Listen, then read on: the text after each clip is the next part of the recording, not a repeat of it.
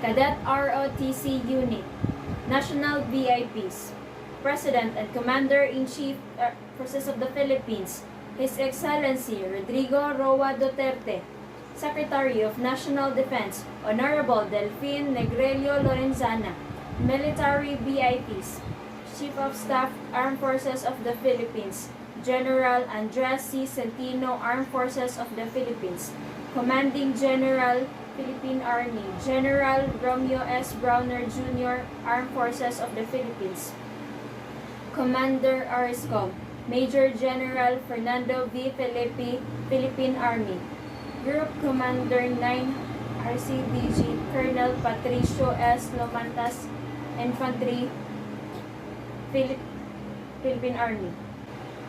A Commanding Officer 902 ND Zamboanga del Norte Community Defense Center, Major Eladio V. Lomantas, Civil Engineering, Philippine Army. President JRMSU System, Dr. Delinda R. Lapot. NSTP Director, Dr. Rachel J. Daimir. NSTP Unit Head, Dr. Noel G. Lopisilio. Commandant JRMSU Army ROTC Unit, Major Eladio V. Lomantas. Civil Engineer, Philippine Army. Assistant Commandant 2nd Lieutenant Nicanor V. of Nimaga, Reserve, Philippine Army. Chief Clerk, Corporal Roderick C. Acoimo, Infantry, Philippine Army. Tactical Officer, Captain Cesar C. Bala, Reserve, Philippine Army. 2nd Lieutenant Joey Peter M. Villarus, Reserve, Philippine Army. Senior Tactical NCO'S Reservist, Admin NCO'S, Sergeant Journal R. Lapot, Reserve, Philippine Army. Tactical NCO'S Reservist, Private First Class Junray A. Maglasang, Infantry, Philippine Army. Staff Sergeant Gerald Rich H. Soto, Reserve, Philippine Army. Staff Sergeant Michael Ray Ervent S. Boreros, Reserve, Philippine Army. Sergeant Nancy A. Aranjuez, Reserve, Philippine Army. Sergeant Maynard O. Comesilia, Reserve, Philippine Army. Private Rodel G. Patangan, Reserve, Philippine Army. Private Richie A. De La Rosa, Reserve, Philippine Army. Private Charlene E. Tagapan, Reserve, Philippine Army. Graduate Military Assistant GMA. Private Adams N. Sumalpong, Reserve, Philippine Army. Private Nilo B. Lagradilla, Reserve, Philippine Army. Private Jefferson Paglinawan, Reserve, Philippine Army. Private Rico Jack Tawataw, Reserve, Philippine Army. Private Glenmark J. Olinan, Reserve, Philippine Army. Private Shahara May M. Halim, Reserve, Philippine Army. Private Jezreel M. Pasolado, Reserve, Philippine Army. Private Vincent Jubilee Cadano, Reserve, Philippine Army. Private Ray R. Dayaw, Reserve, Philippine Army. Private John Ray B. Valladares, Reserve, Philippine Army. Private Joben Ray A. Sakal, Reserve, Philippine Army. Private John Fred C. Cuenca, Reserve, Philippine Army. Private John Paul B. Yorong, Reserve, Philippine Army. Private Michelle B. Andicoy, Reserve, Philippine Army. Private Vance Elester M. Pagasian, Reserve, Philippine Army. Private Mark Hill S. Lagamon, Reserve, Philippine Army. Private Glisal Faith D. Carino, Reserve, Philippine Army. Private Glyza Claire C. Canuo, Reserve, Philippine Army. Private Jocelyn Elopre, Reserve, Philippine Army. Private Mibel B. Singkay, Reserve, Philippine Army. BDA Corps Commander, Cadet Colonel J.P. Montedaramos, ROTC First Class. Executive Officer, Disciplinary Officer, Cadet Lieutenant Colonel Roderick L. Cadorna, ROTC First Class. BDA S1 Adjutant Officer, Cadet Lieutenant Colonel Blas T. Manlupi, ROTC First Class. BDA S2 Intelligence Officer, Cadet Lieutenant Colonel Ronel V. Bailon, ROTC First Class. BDA S3 Operation Officer, Cadet Lieutenant Colonel Ramil P. Samson, ROTC First Class. BDA S4 Logistic Officer, Cadet Lieutenant Colonel Sheila May P. Azores, ROTC First Class. BDA S7 Liaison Officer, Cadet Lieutenant Colonel Jamaica S. Lagresos, ROTC First Class. 1st Battalion Commander, Cadet Lieutenant Colonel Jomari P. T. Osabel, ROTC First Class. 2nd Battalion Commander, Cadet Lieutenant Colonel Jefford C. Perigora, ROTC First Class. 1st Battalion Executive Officer Disciplinary, Cadet Major Junmar T. Clemenia, ROTC First Class. Battalion S1 Adjutant, Cadet Major Kathleen Rose E. Apau, ROTC First Class. Battalion S2 Cadet Major Jerko Osabel. Battalion S3 Operation, Cadet Major Jason E. Hamarilin, ROTC First Class. Battalion S4 Logistic, Cadet Major Maria Alona J. Alfon, ROTC First Class. Battalion S7 Liaison, Cadet Major Chanley R. Silva, ROTC First Class. 2nd Battalion Executive Officer, Cadet Major Brian P. Banuelos, ROTC First Class. Battalion S1 Adjutant, Cadet Major Robelin B. Magnawong, ROTC First Class.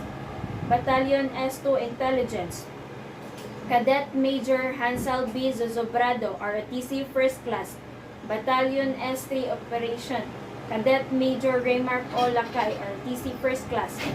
Battalion S4 Logistic, Cadet Major Meljoy C. Maghinay, ROTC First Class. Battalion S7 Liaison, Cadet Major Ruela Bernadette B. Kenlog, ROTC First Class. Cadet Major Aaron G. Kalasang, ROTC First Class. Cadet Major Stephen J. F. Tacliad, ROTC First Class. Cadet Major Juvenal T. Catilok, ROTC First Class. Cadet Major Christian J. Sardin, ROTC First Class. Cadet Major Arifay Kalangan, ROTC First Class. Cadet Major Baby Janela G. Cañete, ROTC First Class. Cadet Major Gino A. Carbonilla, ROTC First Class. Cadet Major Kent O. Dampayla, ROTC First Class. Cadet Major Remark S. Anyo, ROTC First Class. Cadet Major Britney J. Agit, ROTC First Class. Cadet Major Rickman V. Cabanag, ROTC First Class. Cadet Major Mark Jen L. Proceso, ROTC First Class. Cadet Captain Lester V. D. Ikaw, ROTC Second Class. Cadet Captain Richard S. Zamores, ROTC Second Class. Cadet Captain Joseph D. Merang, ROTC Second Class. Cadet Captain Erwan T. Palamores, ROTC Second Class. Cadet Captain Aurelio L. Flores Jr., ROTC Second Class. Cadet Captain Kent Roy F. Maghanoy, ROTC Second Class. Cadet Captain Ruben Vincent M. Sumanduran, ROTC Second Class. Cadet Captain Jefferson N. Makiling, ROTC Second Class. Cadet Captain Bless Jason H. Iting, ROTC Second Class. Cadet Captain May Angel S. Conato, ROTC Second Class. Cadet Captain Remark D. Vimos, ROTC Second Class. Cadet Captain June Kenneth Deserdo, ROTC Second Class. Cadet Captain Jonathan D. Gumanal, ROTC Second Class. Cadet Captain Kevin M. Delicano, ROTC Second Class. Cadet Captain Lenchi Kyle S. Abapo, ROTC Second Class. Cadet Captain Lovell G. Timanginsay, ROTC Second Class. Military Professionalism. Men who adopt the professions of arms submit their own free will to the law of perpetual constraints of their own accord.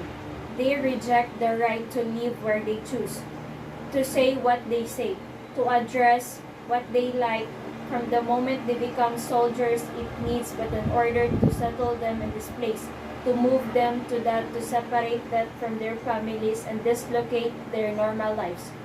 In the world of command, they must rise, march, run, endure, but weather, not would be isolated in some distant post, work until they drop. They have seized the mast. If they drop off their tracks, their ashes shall be scattered in the four winds. That is all part of our job. Pledge of loyalty. If you work for a man in heaven's name, work for him. Speak well of him and stand by the institutions that he represents. Remember, an ounce of loyalty is worth a pound of cleverness if you must grow. Condemn, eternally find fault. Why not resign your position? And when you are in the outside, damn condemns to your heart. But as long as you are a part of this institution, do not condemn it.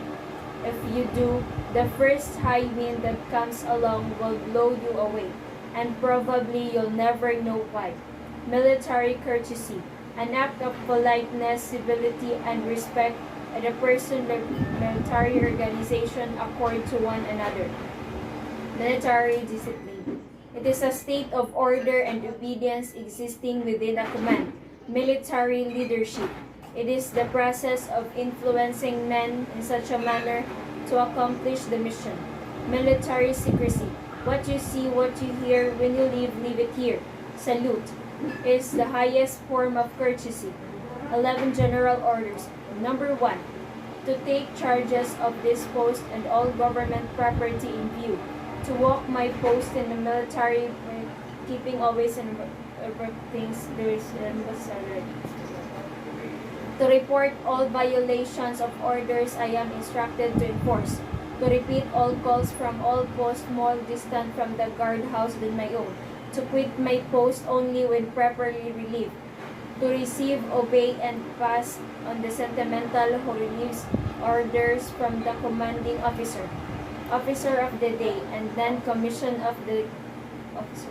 To talk to no one except in line of duty. To give the alarm in case of fire or disorder. To call the commander in the guard in any case not covered by the instruction. To salute all officers, colors, and standards not cased. To be specially wonderful at night and during the time of challenging. To challenge all persons or near my post and to allow no one to pass without a proper authority.